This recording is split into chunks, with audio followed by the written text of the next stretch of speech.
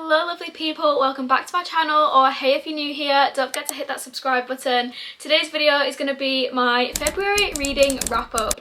It is a little bit late, a little teensy bit late. It's like halfway through March now. However, this is my third time filming this video. Cut me some slack. The first time it deleted itself. I was like, perfect, came to edit it. It had gone. Second time I filmed it very early morning because I was very busy that week and it was the only time I could do it, and then I went to edit it. It was shocking quality, not something I would have been proud to put out there. It was like quite dark, it was a really gloomy day and I was going in and out of focus. It was just a hot mess. It had to be deleted.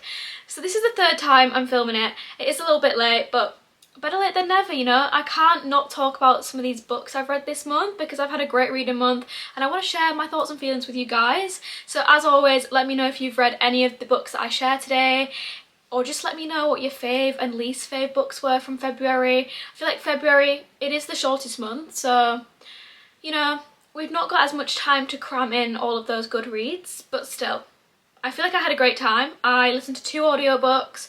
I read 1 book on my Kindle and I read 8 physical books. Hopefully I have better luck with this video today than I have had with the other 2 attempts at filming this wrap up. At this point, I'm sick of talking about these books. Like, I am sick. I have spoken about them twice now in depth and I fear I can't do it again. I fear if this doesn't turn out, then we're gonna have to leave February's wrap up. So if you're seeing this, yay, we made it, But if you're not, then I guess this is a pointless clip. So without further ado, let's get into the video and talk about all the books that I read in February. So first things first, I'm going to talk about my book club's book pick of the month. If you want to join my book club, I will leave it linked in the description box. It's called the Inside Scoop Book Club and this was my first month doing it. It's over on Fable, so if you have Fable and you fancy reading along, then don't forget to join. I would love to have you there. We decided to read Deep End by Ali Hazelwood for our February pick. I really wanted to get to this one. It is brand new, it's hot on the shelves, and yeah, I was just very intrigued. It's her first college romance. I ended up rating it a 4.75 stars. I feel the minority of people who really enjoyed this book. I personally loved it. I thought it was really well done. I thought it was a fun, giggly, silly time. If you don't like sort of more spice-scented books, I would just give this one a miss because you're probably not going to like it. The whole entire plot and the whole like base that the characters build their relationship from is surrounding spice. So if you're not a big fan, I probably would leave this one. However, I just love the way that Ali Hazelwood writes. She really just makes her main characters super quirky and fun, and I love reading their inner monologue. I think that, yeah, it was just a fun time. I didn't think it was as spicy as people are saying. That might just be me. I wouldn't say it's anything crazier than Not in Love by her. To say that they talk about spice a lot, it didn't actually have too many spice scenes. Or if it did, it wasn't as crazy as people are kind of making out, in my personal opinion. So this book basically follows 2 swimmers, or a swimmer and a diver. They're really good, they're in college. I think they're also in the Olympics. Like, they're very good swimmers and divers. And we have Lucas, is that his name? I think, yeah, Lucas. He has been dating this girl for lots and lots of years, and then they break up and she actually sets him up with someone on her diving team. And at first I was like, oh, not sure about this seems a bit weird. However, you can kind of look past it and it all resolves itself in the end. But I did really think that their relationship and their connection was very, very fun to read about. They had so much chemistry and yeah, I had a great time. I think if you just got to take it for what it is. It's a fun, giggly, silly, spicy college romance and I enjoyed it. Also, we have our female main character sort of overcoming injury. She's sort of trying to build up her confidence as well. So we've got like that thing going on as well. And yeah, I enjoyed it. I will read anything that Ali Hazelwood puts out. Next up, we have A Photo Finish by Elsie Silver. This is the second book in the Gold Rush Ranch series. So this is the first series that she ever put out. It's sort of like a prequel to the Chestnut Springs because it features Violet, the Eaton brothers' sister, but before the events of Chestnut Springs takes place. So this is the second book, a photo finish, and I rate this a 4.5 stars. I really enjoyed it, a lot more than book one. This one is actually Violet's book, and it was spicy, it was fun, it was small town romance, it was... he's a military man, he's like quite grumpy, got this hard exterior, she's quite like bubbly, sunshiny, and I had such a fun time. I love it. You know me, if you watch this channel you know that I love a small town cowboyish romance, anything like that, I'm sold. And this one for me, it's short, it's snappy, it's fun. The characters already know each other, and that's kind of a fun element, so we've got like text message threads and things like that within, and yeah, they already know each other. I'm not going to say too much, don't want to spoil it, but they do have a little thing previously, and then they realise, I know you from somewhere, and they rekindle that romance, I'll just say that. I think that this was great. I also like that it focused on Violet sort of finding herself, because she's been super protected by her brothers and her dad being the only female in her family, so she's moved away to become this really good jockey, and yeah, she's finding herself. It was fun to read about. He also had to like break down his barriers because he's got quite a few barriers up, and I thought there was a really perfect couple, and I actually am really enjoying this series. Not as much as Chestnut Springs, it's also more horse focused than it is sort of cowboy focused, but I'm still enjoying it. It is chucking it down outside right now, and I'm really scared that you can hear it on the camera. I'm not having much luck with this video. It's chucking it down. I think I'm going to pause and come back to you when it's literally not torrential raining outside. The next book that I read was Holding the Reins by Paisley Hope. This one is another small town romance, of course. You know me, there's always bound to be one or two or three, sometimes four small town romances in my wrap-ups. I don't know what it is. Something about a small town romance just completes me. It's just my fave. I think it's maybe the fact that we've got like found family, nice setting, we've got the romance, we've usually got the bit of spice, we've got like just so many good tropes within these books. I love them. Paisley Hope is a new author for me. I've never read from her before, but I have heard her compared to Elsie Silver, and of course I had to pick her up if that is the case, and I really enjoyed this. This was, I think, a 4.5 stars for me again. I just really liked this introduction to the Silver, I think it's called the Silver Pines series, I believe. Yeah, Silver Pines. I enjoyed this as an introduction, and I really liked our main characters, Cece and Nash. Nash is a retired hockey player. So he's a hockey player and a cowboy. I mean, moment of silence. Best of both worlds. I was like, okay, Paisley, I see you. This basically follows Cece, who moves back to her small hometown because she's going through a really rough breakup. She was basically treated so horribly by her ex-fiance, and she's moved back. She wants to start again, get some independence, move away from all of that, and she needs a job. So who better to employ her than her brother's best friend Nash, who she's grown up with. Yeah. So now they're working together, so they're like colleagues, and they've always kind of had this little thing. Brother's best friend, also sort of close proximity because they're working together, and honestly the chemistry between these two characters was jumping off the page. It was like, wow.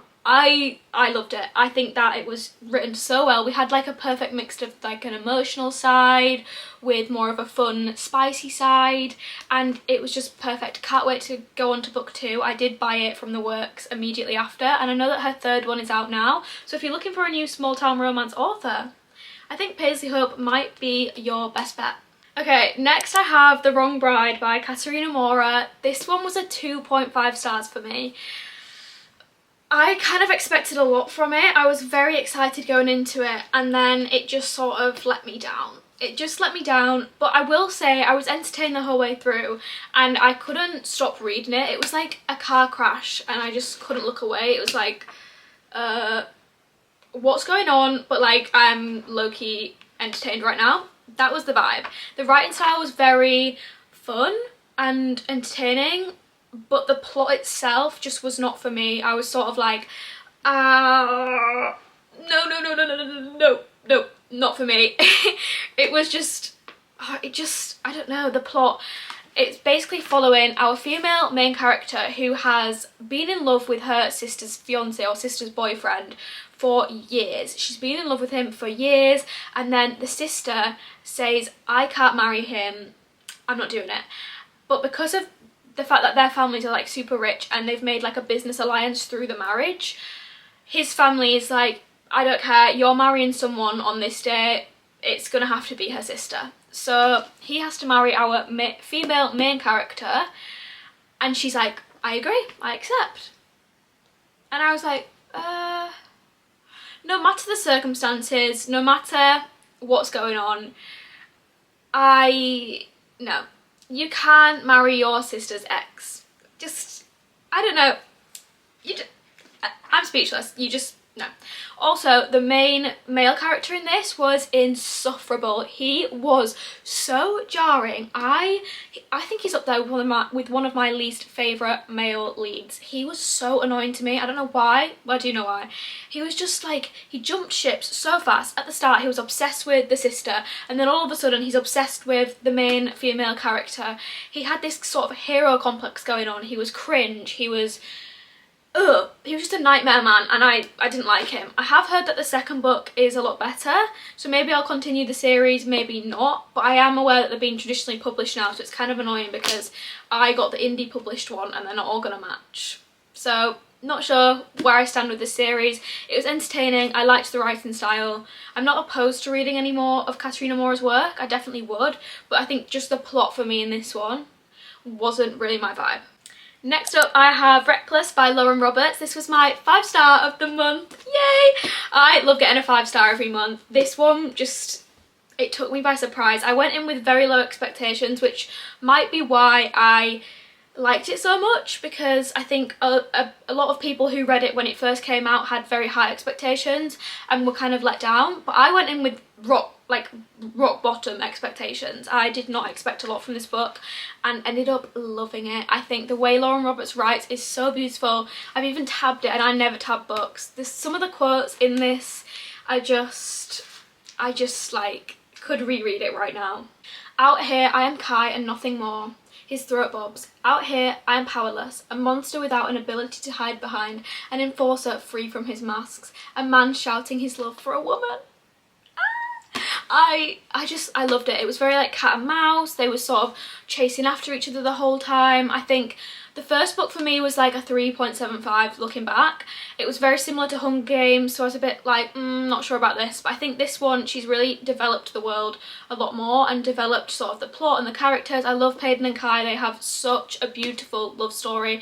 The way that Lauren Roberts writes is very poetic. This is a YA book, so if you're fancying a YA fantasy, this would be great. I think sometimes YA just hits the spot. Sometimes you just need a simple YA book. Super simple to read, super cute, and there's lots of yearning. And yeah, I had a great time with this one, and now I can't wait for Fearless. And then I read Foxglove by Adeline Grace. This is the second book after Belladonna. The third one is Wisteria. I think it's already out. This one for me was a 4-star, and it did actually take me by surprise as well, because Belladonna for me was like a 3.5 star. It was a bit slow and I wasn't obsessed with it. I did really like the ending, so hence why I went and bought the second book. But this one took me by surprise. I really enjoyed it. It was very atmospheric. I had a playlist on when I was listening to it.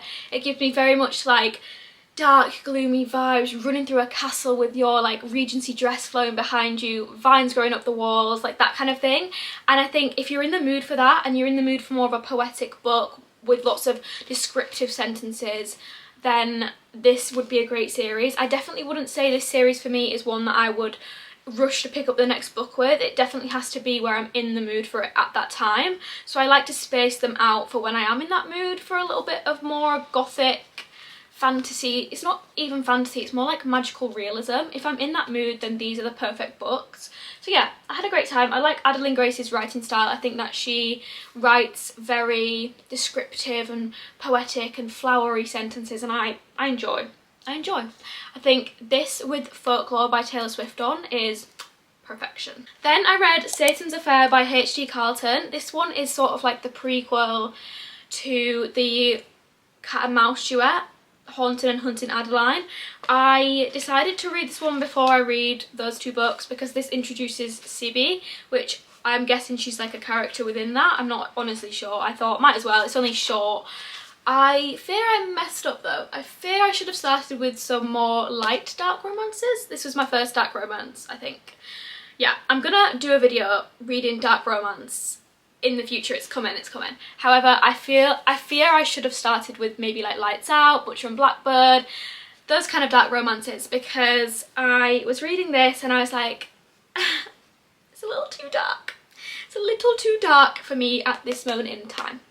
However, I read it in like a day because it's so short, but yeah, definitely wouldn't start with this if you're wanting to start dark romance books. Probably wouldn't start with this one. It's pretty dark in my opinion, and I'm not going to rate it because it's so thin and it's a novella, but I guess when I pick up the cat and mouse duet it will maybe help because I've kind of been introduced to two of the characters from that series. However, yeah, just this is a word of warning. I probably wouldn't start with this if you're looking to read some dark romance, but I did like the writing style, and she very much gives me Harley Quinn vibes. The main character in this, Harley Quinn vibes to the max. It's like carnival setting, we've got like the fair, the haunted house, all of that kind of thing, yeah.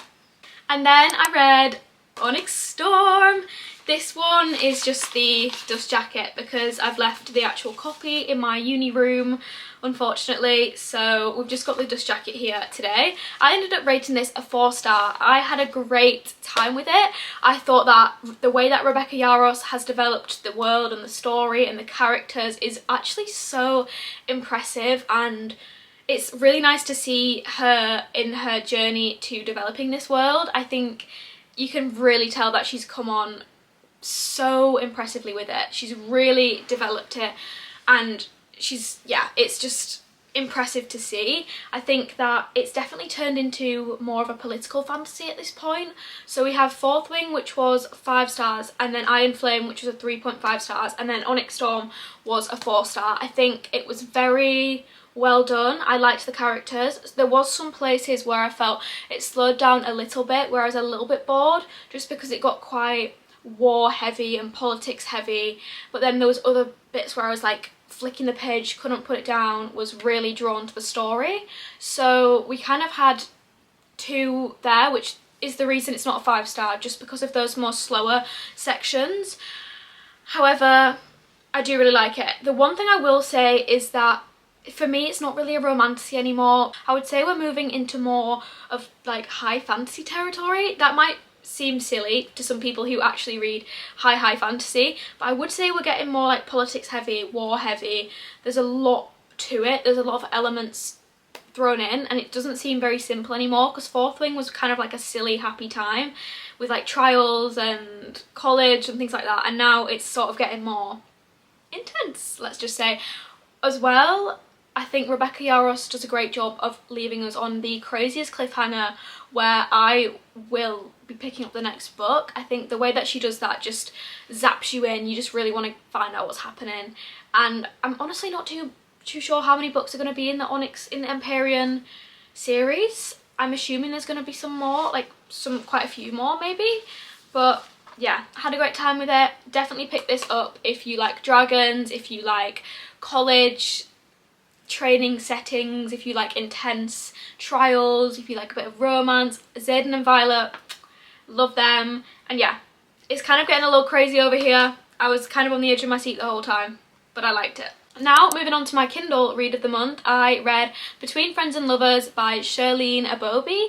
This one was on the 99p Kindle sale, and it just sounded like something I would enjoy, so I picked it up, downloaded it, and ended up rating it a 4-star. I had a great time with this. This one felt like a very real love story, a very real romance. So if you're not really in the mood for sort of like a silly romance like some of the others I've mentioned, and you're looking for more of one that feels like it could actually happen between 2 very real characters, then this one is the perfect one for you. It felt like the characters were like actual people and like living actual life. Like it wasn't like he's a billionaire, like blah blah blah, like that kind of thing.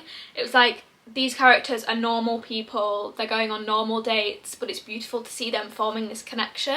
And I think the way Charlene writes was very beautiful. I liked it. It's sort of a love triangle, but don't let that put you off, because in my opinion it wasn't really a love triangle. I think we can honestly scrap that narrative because I really don't think it was. It follows our female main character who has been in love with this guy for years. She's really good friends with his family. She's got a room in his house.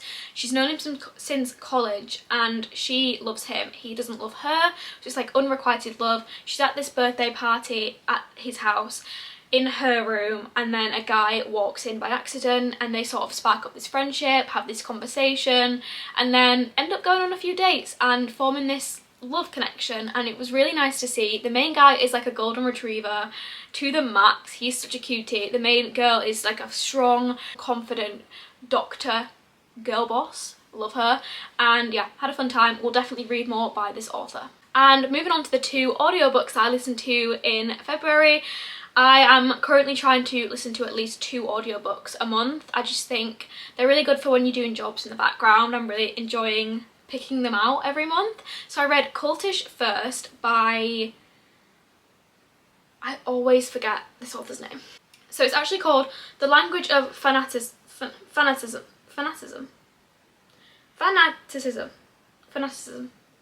Yeah, by Amanda Montell. This is a non-fiction book and it's all about cults. It's all about the language that cults use to draw people in.